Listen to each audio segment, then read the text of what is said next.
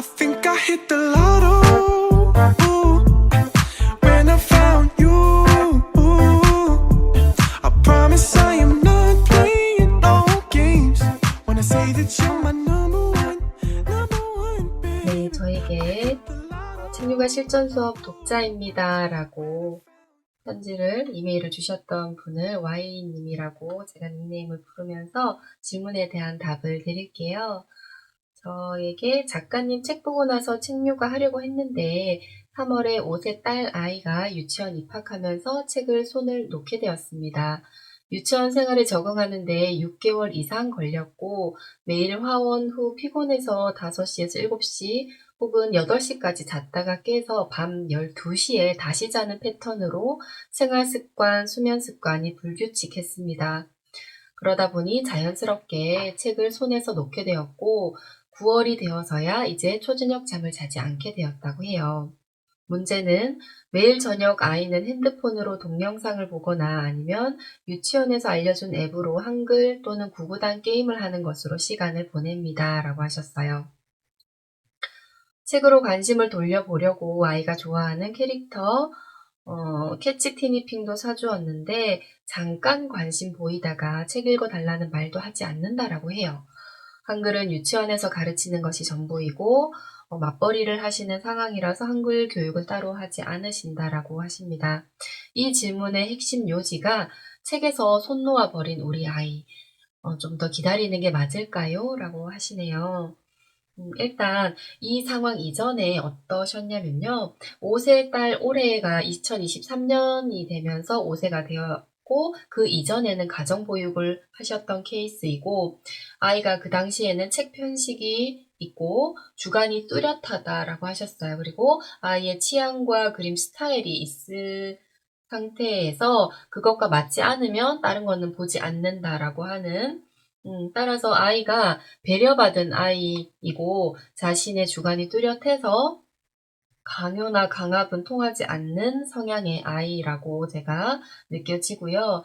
일단 굉장히 육아에 열심히셨고 또 아이도 사랑으로 많이 잘 기르신 케이스세요. 근데 지금부터 보통은 책육아를 하시다가 이렇게 유치원이나 어린이집을 보내시고 나서 많이 힘든 상황을 겪게 되십니다. 이분뿐만이 아니라 다른 분들도 많은 분들이 힘든 상황에서 고민을 안고 계실 거라고 생각을 해서 저의 케이스와 저의 생각을 말씀드릴게요. 이 아이는 2돌과 3돌 사이에 성향이 급변했습니다. 2돌 되기 전까지는 바깥놀이에 심취하더니 3돌이 지난 시점부터는 집 밖을 안 나가려고 해요. 라고 하셨어요. 자, 2돌 이전에 아이는 호기심이 왕성하고 걸음마를 익혔기 때문에 세상에 대한 호기심으로 가득해요. 그래서 어떤 거든 만져보려고 하고 또 손을 대서 실험을 해보려고 하고 자기의 몸을 대근육을 발달을 시키면서 충분히 호기심을 해결하려고 하거든요. 그런데 그때부터 3돌이 지난 시점부터 집 밖을 안 나간다라고 한다라는 이 말씀이 아이가 무언가에 몰입을 했다라는 뜻이에요. 몰입을 하는 아이는요, 밖을 안 나가려고 해요. 두문불출이라고 하는 이 영재아이의 특성이 모든 아이들에게 다 들어있는 잠재력이고 몰입을 할 때는요. 그 몰입이 깨지지 않기 위해서 아이가 한 곳에 에너지를 집중합니다. 집중을 하고 있으니까 나가려고 하지 않고 아이의 흐름대로 가려고 해요.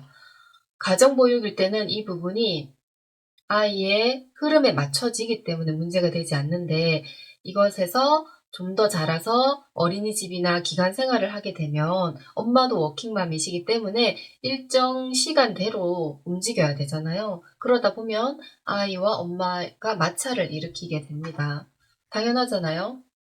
버스 시간에 맞춰야 되고 출근 시간에 맞춰야 되다 보니까 그 기간 동안 아이는 아이대로 스트레스를 받았을 테고 엄마도 물론 또 일을 안 하시다가 하시는 상황에서 굉장히 힘드셨을 거예요. 자, 그 과정에서는 책이 문제가 아닙니다. 일단 적응을 하셨으니 다행인데 아이와의 관계에 집중을 해주시는 게 핵심이에요. 아이가 영아기 때부터 책육아를 시작해서 유아기와 아동기, 초등기를 들어가는 이 거쳐가는 과정에서는요, 변곡점이 있어요. 아이와 엄마가 함께 호흡을 맞추시는 게 중요하고, 아이의 기질이 어떤지, 까다로운 아이인지, 순한 아이인지, 느린 아이인지, 그리고 애착이 어느 정도 형성이 되었는지, 아이의 성향에 맞는 유치원을 제대로 선택을 하셨는지, 그런 것들을 다 종합적으로 보셔야 되고요. 또한 책에 집중하는 건 온전히 에너지를 한 곳에 딱 몰입을 해야 가능한 것이거든요. 이미 아이가 원해서 스트레스를 받는 상황도 있었을 테고 원해서 에너지를 다 쏟고 왔기 때문에 집에 와서는 일단은 엄마랑 사랑을 나누고 아이가 엄마와 좋은 관계만 유지해도 책 육아는 성공의 과도에 있다라고 보셔야 돼요. 온전히 생활을 집에서만 하던 아이가 원하는 것에 마음을 충분히 쏟고 집중을 하던 것에서 기관 생활을 하다 보면 적응이 당연히 어려운 게 맞아요. 그래서 집에 와서는 좀 잠을 자면서 스트레스를 해결하는 게 스스로 해결했다라는 뜻이거든요. 그래서 책 육아를 지금 5세 이전에 어린 아이가 책 육아를 어머니께서 아이와 함께 시작을 하셨다면 정말 온전히 5년은 시간을 투자를 해주시는 게 좋고요. 상황에 따라 이렇게 적응을 하셔야 되지만 케이스마다 이건 케바케예요. 그런데 아이 입장에서 진정한 읽기 독립이 됐다 싶을 때 어린이집이나 혹은 5세 유치원 시작하는 부분에 이렇게 보내시는 게 적절합니다. 일단 유치원에서 보내는 시간과 시간에 대한 질, 양 모두 중요하고요. 일단 아이가 읽기 독립에 들어갈 만큼 한글에 대한 노출 수준과 양이 적절했는지, 아이의 인지도는 어느 정도인지, 한글을 100%똑 떼는 것이 좋지만 또 그게 전부는 아니고요. 아이마다 달라요. 통문자 100개만 알아도 아이가 6, 7세가 되었을 때 선생님이 읽어주는 책으로 인해서 완전히 깨우치는 케이스가 있고요. 통문자를 500개, 800개를 해도 낱글자에서 막히는 아이가 있고요. 또 아주 어린 연령인데 17개월, 16개월에 한글을 다 인지를 하는 정말 깨우치는 케이스가 있고 자네가 일찍 열리는 자네형인 케이스인데 그런 아이가 있는 반면에 그러니까 우뇌가 강세라서 7세가 되었을 때 자모음 조합 원리로 깨우치는 아이가 있고 다 달라요, 한글은. 그런데 통문자 100개만 익혔어도 그 외의 문자를 받아들이는 것은요, 아이의 선택사항이자 받아들이는 방식의 다름이기도 해요. 그래서 어떤 상황에서든 가르치려고 하는 그런 마인드보다는 놀이로, 재밌게, 즐겁게, 엄마랑 노는 한글놀이는 정말 재밌어. 라는 마음을 아이가 느낄 수 있도록 상황을 노출해 주시는 게 제일 중요해요. 그래서 편안하고 즐거운 책 읽기 시간이 절대적으로 중요하고 필요한 부분이고요. 이것을 아이에게 지속적으로 제공해 주신다면 책 육아는 흔들리지 않아요. 아이가 유치원에서 보내는 시간을 조금 줄일 수 있는 상황이신지 어머님께서 일하시는 시간과 아이의 유치원 원생활 시간을 한번 조율을 해보시고요. 되도록이면 5세 정도면 엄마가 조금 더 기르시는 게 좋은데 그게 정 힘드시다 하시면 원생활을 좀 줄이시고 픽업하는 시간 동안 더 많이 사랑을 표현하실 수 있도록 엄마의 마음이 지치지 않도록 케어를 해주시는 게 중요하고요.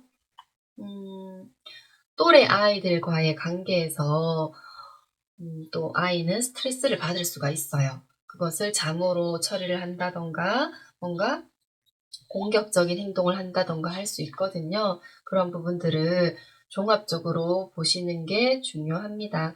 따라서 지금 상황에서 아이에게 이렇게 뭔가 에너지가 분산되어 있고 그렇게 적응이 이제 같은 아이에게 책을 강요하시기보다는요. 편안한 마음으로 조금 더 엄마가 커리어를 쌓게 되는 부분에 집중하고 싶으시다 하신다면 아이의 마음이 편안해질 수 있는 상황을 주시는 게 가장 중요합니다. 잠들기 전 베드타임 스토리 그리고 아이가 원에 갔다 와서는 아이의 마음이 어떤 부분이 힘든지 그런 감정 코칭을 해주시는 부분까지 나아가시려면요. 책에 대한 강박을 내려놓으시는 게 중요해요. 그 다음 질문에 대한 답변도 드리도록 할게요.